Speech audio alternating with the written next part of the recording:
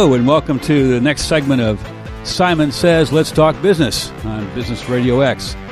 I'm your host, Al Simon, with Sandler Training by Simon Inc. And on this show, we talk about high-performing business. We talk with high-performing business professionals about their businesses. And we sharpen our skills, we learn new concepts and ideas, and we share best practices with each other, and we get to know really smart people as a byproduct. Bonus. So, listen carefully, take some notes, and look for the contact information of our guests at the end so that you can engage with them if you'd like to, and I'm sure you're going to today. As always, we will conclude our show today with a sales tip from me in our Ask Al segment. So, pumped today. We have three folks, great professionals from MST. Maybe the best, got to be the best, right? The best accounting and tax firm on the planet. Well, we think so. Yeah. We've been voted it, I'm pretty sure. Been voted, yeah, on the planet. You got the plaque that says best on the planet. It's official. There we go. All right, so the voices you've heard so far, besides mine, of course, are Greg Hayes, Trent Cloer, and Heather Fleming. So welcome. Thank you. Heather. Thank you, Al. Greg, Thanks, Al. Trent. Yeah, welcome. So we're going to talk about tax accounting today. We're going to talk about fractional CFO stuff. We're going to talk about cybersecurity, all kinds of great stuff that every business person needs to be up on and maybe plug into someone like MST. Fair? Sounds good. Let's do it. Okay. So, Heather, let me start with you. I mean, I got a great question for you. Just overall, tell us about MST. Tell us about the market that you serve and the issues that y'all are getting into these days. Sure. Well, like I said, I'm Heather Fleming with MST, and I'm our business development manager. So we are out in the market looking for privately held businesses. Typically, revenue sizes would range from 10, 250, 300 million in revenue is our typical size. And it's easier for us to say industries. That's a big range, right? It is a big range. Okay, so you got, it's really, I call that SMB, right? Small, medium business. Mostly, yeah. Okay. Yeah. And not that we don't have clients smaller than 10 million, and not that we don't have clients bigger than 300 million. That's just kind of our target market. And mostly privately held, right? Privately held, okay. not for profit. Okay. Foundations. So that's what I was going to say. It's easier for us to say who we don't typically work with. Sounds like it. Yes. Yeah. So we like to focus on the privately held, and we don't go after publicly traded companies. We're good at what we do, so we just stick with those privately held companies. Me too, by the way. Yeah, right. I like privately held companies. Yes. Yeah. I know Greg and I both have come from families of entrepreneurs, so that we like that side of the business and helping people that have it's their livelihood, so we get to help them. Much more passion, right? Yeah. The passion level is a lot higher when you're talking to owners, partners, people who have a stake. Exactly. Yeah. You talked about that revenue range. I think we have a lot of long-term clients that start on the lower end of that range, and then over the lifetime with them, we've seen them grow to the large end. So those are fun for us and great for the clients. That's too. because they're getting their sales training from us and their accounting and tax from There you go. That's why they grow so fast. That's right. I mean, it's a no-brainer. Exactly. Yeah. Yeah, it is fun to get to see your clients go from that smaller company to the larger company and helping them through that process. Yeah. But the other industries that we probably don't typically work with are your highly regulated industries, so like hospitals, banks. We're not typically going after those types of companies. Makes sense. So is it mostly? Well, you mentioned nonprofits, but also just business, right? Right. Basic I business. think just general business, many times multi-generational ownership, Yes. where it has passed to second and third generation, but typically entrepreneurially owned. Construction, manufacturing, distribution, technology. As Heather said, it really cuts across a wide variety of industries, but typically staying away from what we would call really highly regulated industries. But let me ask you a question about that, because obviously you would work with startups and and spin-offs and all, but you do start officially at 10 million. So that means these folks already have somebody they're working with, most of them, right? Yes. So why do they switch to MST? Oh, that's a great question. I would say typically when a company is smaller in a startup stage, their needs are more compliance-based. It's more about just getting the tax returns done and getting things handled. As the complexity and size of the business grows, the needs change. There's a higher need for planning and sort of idea generation. At a certain level, taxes become real, and so the planning aspect of what your CPA provides become much more important than just the compliance and the tax filings themselves. Okay, and they may not feel comfortable that their current firm can handle it as well, or typically we would see that smaller firms are more compliance oriented and don't have the resources and skills and sort of exposure for more sophisticated planning. Okay. Seems like a lot of times we see clients, they start to realize that on their own, like, hey, maybe there's probably more out there that we need to be talking about, and they come to look, to a firm like MST for help. And those kinds of things that they might be needing to look out for are things like the new tax laws, right, and cybersecurity issues and so on.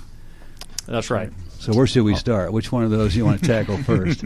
Well, tax credits. Yeah, since the tax law is in the throes of negotiation with Congress, that's probably a pretty good place to start because it is a bit of a hot topic. I will say though, let's talk about a tax sort of COVID-related matter that is a little bit in the rearview mirror right now, but is extremely important for 2021 especially, and that's the employee retention credit. Yes. So for in a recent piece of legislation, that credit was deleted for the fourth quarter of 2021. So it is no longer in place right now. However, it is still effective for the first 3 quarters of 2021. And if you are eligible for the credit as an employer, you can still go back and file amended tax returns and get that credit. Okay. And it is as high as $7,000 per employee per quarter. And the numbers, if you qualify, the amounts of that credit can be staggering. I mean, we've gotten several clients who have gotten over $1 million per quarter in credit. And this is not a credit that you have to wait until future years to realize on some tax return. It's sort of, vapor credit. This is an actual refund check that you get from the IRS as part of your payroll tax filing. Okay, so this is a big deal. And can you give our listeners a little idea what it takes to qualify? It is. There are revenue tests, and so you're going to compare on a quarterly basis. You compare your 2021 top line revenue to the same period in 2019. Okay. And if there is a 20% decline, then you qualify for the credit for that quarter. And then there are ways you can automatically qualify for the following quarter. But if you qualify for a given quarter, you do a computation, and it is not difficult to compute or obtain. I wouldn't recommend anybody try to do it internally themselves, but it is not a lengthy process to file and obtain this credit. And even if you obviously you will have already filed your first 3 quarters payroll tax returns at this point, you amend those and obtain the credit. Okay, so you can guide them through that process. Correct. All right. Wow, and I want to say that this was such a big topic and thing that was coming up in our clients that we actually put together a team at our firm that has specialized on the ERC credit this year. Okay. Yeah. That's right. It's been a very, designed as a COVID benefit. And I think, other than the fact that it's taking the IRS a while to process these refund claims, I mean, it does, in fact, put money in the pockets of business you can spend this money however you want. You don't have to maintain certain employment levels. You don't have to spend it on payroll. It is just a refund of tax, and you deploy it in the business however you see fit. Okay. It's just to make up for lost business. And it's very powerful. All right. Sounds like it. Feels like if PPP was kind of the big program of 2020, ERC was sort of the big one for 2021. That was real. Yeah, and ERC was in place in 2020, but it was much more difficult to obtain, and the benefits were smaller. So they sort of supercharged it for 2021, and that may be one reason that it is no longer in existence for the fourth quarter, because I think it was heavily utilized. But we still talk to people who, for whatever reason, haven't run the tests, haven't looked at it, think they won't qualify for it. And it may be even that you, not necessarily a bad quarter in 2021, but maybe you had a really great quarter in 2019. And that, compared to a more normal quarter in 21, you could still qualify. Okay. So it is absolutely, it's just essential that every employer run those tests and satisfy yourself that you do or don't qualify. That's great. That's really good to know that's out there for people. Yeah. Do you find that most of your clients are getting their feet back under them now economically? I personally do. I mean, and again, in the industries we serve, we frankly don't do a lot of hospitality or restaurants. Those people obviously suffered greatly.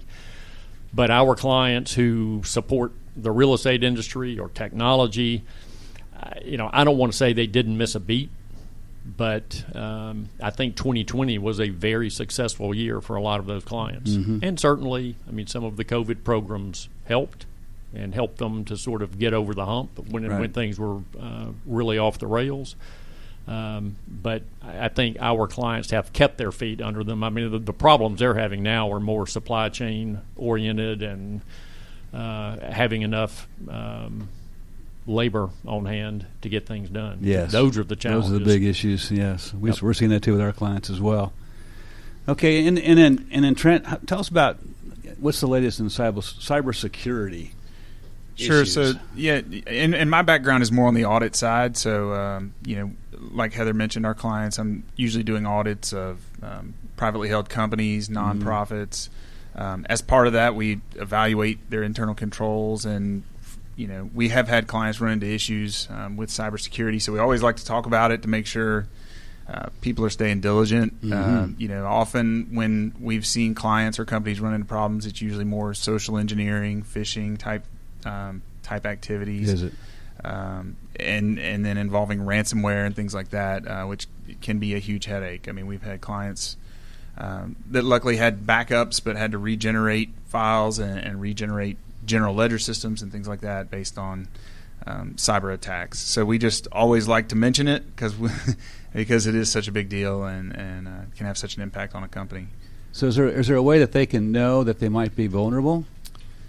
We've partnered with some other cybersecurity firms that can come out and do an analysis, that type of thing, to help them and see where their weaknesses are, see their weak points. That's probably something that would be valuable for a lot of companies to do. Everybody is vulnerable, right? Our firm internally, we have someone come out and test us, see how our firm does. Every once in a while we'll get an email, and it looks fishy, and it's usually our IT director has sent out this email that's trying to see who clicks on it. So then you find out if your name was on the list of, the people that got fooled that clicked on the email. Or they'll sometimes when they come test us, they'll drop thumb drives on the floor in the hallway and see if anyone picks it up, and that's a test just to see how smart is your firm, how smart is your company at seeing that, hey, if there's a random thumb drive on the ground, you don't pick it up and put it in your computer. But don't do it. There's a voice that comes over the intercom. Don't do it. We were, as an auditor, a lot of times we're out at clients sitting around a conference room table working in a team of 4 or 5 people. And we had one day we were sitting there and an email came through and we were all just sitting there going, that's not real. That's from our IT guy. That can't be a real email. And I think, should anyone click on it? I don't think anyone did, luckily, that day. So. He's got to make it more realistic. Yeah. I mean, even through onboarding with the company, we have to take that cybersecurity class test, right. And it talks about that exact thing. Don't pick up the thumb drive, right. Random thumb drive, and plug it into your computer. Right. So as a company, we do a good job, I think, of educating our employees. So we want our clients to do the same with their employees. Yeah, and the data that y'all are working with is very, very sensitive data, right, for your clients. So, I mean, you've really got to get good at this, don't you? Absolutely. Oh, man. Okay. All right. So what? Okay, y'all mentioned to me also fractional CFO. So I think I know what that is, but some of our listeners may not know what that is. What is fractional CFO services? Sure. So, Greg and Heather, y'all can jump into. I mean, one of the growing part of our business has been sort of client accounting services. We call it CAS, and so it's where we can step in and kind of provide sort of a part-time CFO controller type role for companies that maybe they're not big enough to really need a full-time controller CFO at this point. But they still want someone with accounting expertise to come in and to help them and to help close the books, provide extra analysis, dashboarding, things like that. So we have a team that provides those types of services, and we've seen a lot of growth there just because. So you're acting as though you were your client's CFO, or right? Okay, all right. And that is those are those companies that are under that $10 million mark. Okay. Because they're still small and growing. And like Trent said, they're just not at that point yet to hire a full-time controller or CFO. So those companies are typically below the $10 million size. How about someone that's in transition, like maybe they lost their CFO, retired or whatever, and Perfect. And they don't have one yet to hire, so they need someone to step in. Yes. Yeah, it's sort of an a la carte service, and I mean it can be the CFO level service. It could be back office support, bill pay. You name it. Okay. Sometimes it's almost, or even a lower level, like a staff accountant type service. So maybe you do have a controller, but you haven't been able to fill this other position because, again, of the labor issues and that type of thing. And so they'll ask us to come in and help out wherever needed. Okay. So you talk about outsourced accounting. Fractional CFO is like a subset of that, right? Right. Because you can do all kinds of different roles. Okay. Different tasks. Excellent. All right. And then Trent, you mentioned that your focus is really in audit, and you talked a little bit to me earlier about grants. Yeah, we've seen, it used to be it was mostly worried about that on the nonprofit side, but then with so many of the programs and things that have come out since COVID, we've seen some of our for-profit clients receive some grants that were very beneficial, some federal grant money, but it's just important to keep up with any strings that may be attached because some of those do have audit requirements. So we've seen movie theaters, for instance, that receive the shuttered venue operator grants, and that may trigger some single audits or some other audit type requirements. And some of that guidance is still in progress. I was on some calls with the AICPA this week, so they're still waiting on some of the guidance. But again, it's just something to keep an eye on. Medical practices was another, so there was a provider relief fund that came out. So a lot of doctors' offices that didn't have audit requirements in the past received grants during COVID, and now there are some audit requirements possibly attached to those as well. So it's just something to keep an eye on. Definitely a good thing. Anytime you're receiving federal money, just to see, is this going to trigger some other type of single audit or some other audit requirement? Definitely something to talk to your CPA about. Okay. Or if their CPA doesn't know what to do about that. That's right. Come talk to MST. Come talk to MST. Okay. Yeah, this is Al Simon with Sander Training and your host for Simon Says Let's Talk Business. And in our show today, we've got three professionals from MST. And just a really, really top-notch, award-winning, best on the planet, audit and tax firm, and just general accounting, right? Anything else that you want to say about what you can do and what people might be wanting to contact you about? There's a lot of M&A activity over the last 2 years, and we're always help our clients do that. I know, Greg, you're involved in a lot of that as well. Yeah, sort of transactional assistance. If a business owner is approached by a potential acquirer, or if a client of ours wants to acquire a business, I mean there are a host of things that we can assist on, both from a tax advice, helping to negotiate the actual price and deal, and do quality of earnings studies. There are a number of things that we can help with there, and there is a tremendous amount of activity, business acquisitions, private equity in the market. Driving a lot of that, and you get these business owners who build and grow these companies get one shot at doing a deal like that, and so it's essential that they get both good legal and tax representation on that. How far ahead should they plan? Is there a rule of thumb on that?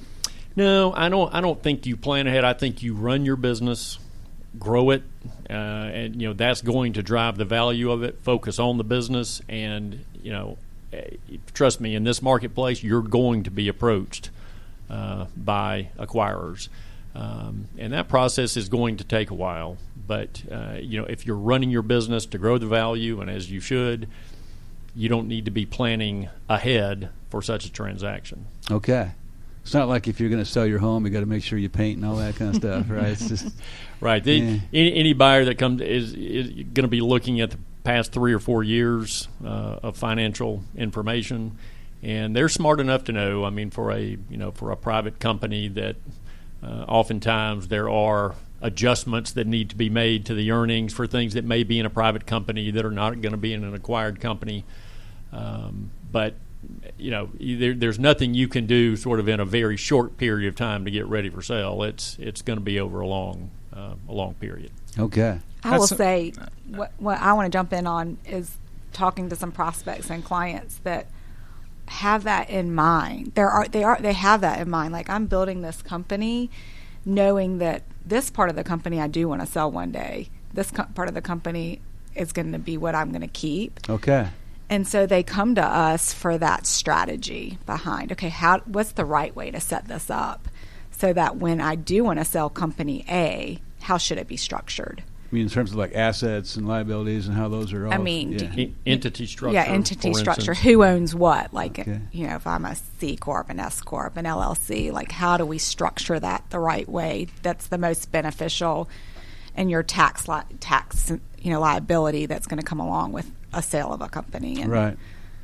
Okay. So that I have seen, and when I'm out talking to prospects, that some are thinking about that ahead of time, knowing, especially these technology companies, because that's a very, very hot market, and these companies getting acquired, and so definitely technology companies they're thinking about that, not planning ahead necessarily but thinking ahead of like how best to structure. Yes. We see it on the audit side as well. A lot of companies will decide, I probably ought to get an audit because a year or two from now I may be looking at selling, and having that audit is going to make you more marketable when the time comes. Yep, agreed. Okay. Agreed. So is the audit like a prerequisite to like business valuation?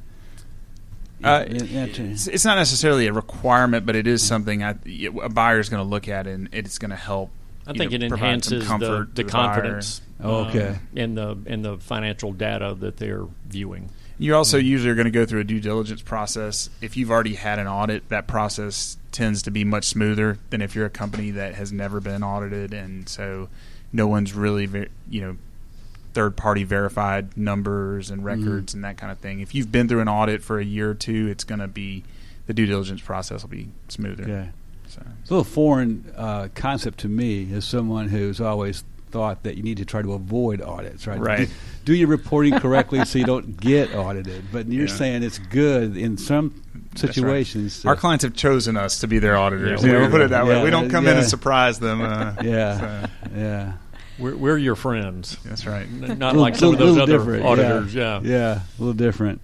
But that word just sends chills. Of course, y'all deal with those kinds of words, tax, audit, those words that most people I get kind of scared of. But so this is great, y'all. I appreciate it. Heather and Trent and Greg, thank you for joining us today on Simon Says Let's Talk Business. Great professionals from MST. And our listeners, you're going to want to get a hold of these folks. And Heather, what's the best way to do that? Well, I think the best way would just my email address is Fleming, FLEMING at MSTiller.com. Shoot me an email. I'm on LinkedIn, Heather Fleming and it's MST as the business, and connect with me on LinkedIn. Connect with me through email would be great. Our website is under construction. I guess is the best way. It's there, but it is under construction, so I don't even think I'm listed on the website. So that's probably not a great Greg and Trent are on there, so you could find them for sure. But you know what? Just actually a phone call or a face-to-face Yes. meeting is better than a website. Yeah, It exactly. really is. Yes. Speaking yes. in terms of selling, that's always good, and buying for that matter. Yes, Yeah. yeah. So how about our listeners connect with you on your email? That'd be good. Yes, So yeah. it's H Fleming 1M 1M. H Fleming at MSTILLER.com. That's it. MSTiller.com. Excellent. All right. Well, Heather, thanks for joining us. Yes, thanks for having us, Greg, Al. Trent. Thank you, for Al. joining us, yeah. And so, MST, awesome firm. And as a business owner, I can tell you need someone like them in your court. So contact Heather. That'd be great stuff. All right. So, as usual, we're going to end our show today with a sales tip. Once again, this is Al Simon with Sandler Training by Simon Inc. And the show is Simon Says Let's Talk Business. And what we do every time is we have listeners that send in sales-related questions, hoping on the edges of their seats to see if their question is selected on the next show. And so if you'd like to, actually, if you have a sales question and you want to submit it to me, send it to my email address, which is al.simon@sandler.com. al.simon, S-I-M-O-N, at sandler.com, S-A-N-D-L-E-R. And send me your sales question. Today's question that I selected to answer is, this is a good one. What's the best way to discuss price and get to the yes? Discuss price and get to the yes. And then, like a follow-up, she says, should I try to skip or speed over the price or cost to get to the yes? The quick answer is don't skip over it. Don't do it. Most of my corporate selling career before Sandler, I call those my BS days before Sandler. Get it? Yeah. And I was 22 years as a corporate sales guy before I knew Sandler Concepts, and I never used to bring up the investment. Of course, the prospects called it cost or price, fees. That's in your world, right? At MST, it's fees, probably. But I never used to bring it up until the proposal, right? Then you show them the proposal, and then they were always like, what? I had one guy say, Al, you've got some nerve bringing me this proposal. And this is after, I've already, spent a lot of my own time, brought in product specialists, engineers, people. I mean, so there's an awful lot of investment on my part already in the deal just to get to proposal stage. And that's when I find out that they don't have enough budget for it. And that's crazy. That is crazy. You just can't do it that way. But I didn't know any other way back in the day. And I've noticed that people still today like to avoid the question of cost. And so I would suggest that you don't avoid it. I would suggest that you meet it actually fairly close to the front of the selling conversations. As soon as you know that there is a potential deal and you ask them some questions about the scope and what they're trying to accomplish and, what are their challenges and so on, things that we call pain in our world, once you've had that conversation, then right away, go into ballpark. What is the investment going to be? And investment is not just in money. And because most of our clients, they're asking their clients to also invest in time and effort, resources to do business. So the investment is actually a pretty broad discussion. And it is investment. It's not cost. It's not price. And so it would be good to make sure that your prospects understand that you consider it an investment, that there's going to be an ROI, so that they don't look at it as an expense, because people want to eliminate expenses and increase investment. So if you keep calling it investment, they will eventually get the point. Like I had one prospect, and I kept saying investment. He kept saying cost. I said investment. He said cost. I said investment. He said cost. Finally, he says, Al, okay, I get it. So now we're talking. So in other words, so meet it up front. Find out if they're both willing and able to invest, ballpark, enough money, time, and effort to do business together. And then if the answer is yes, then, you can talk about how they would go about making that decision, and then go ahead, and render a proposal. So it's got to be budgeted or funded, or it's got to be able to be budgeted or funded fairly easily in order to really qualify as a qualified prospect under the investment arena. And so Meet it up front. Meet it soon. So that's the sales tip for today from Al Simon at Sandler Training by Simon Inc. And this has been Simon Says Let's Talk Business on Business Radio X. And as always, good selling.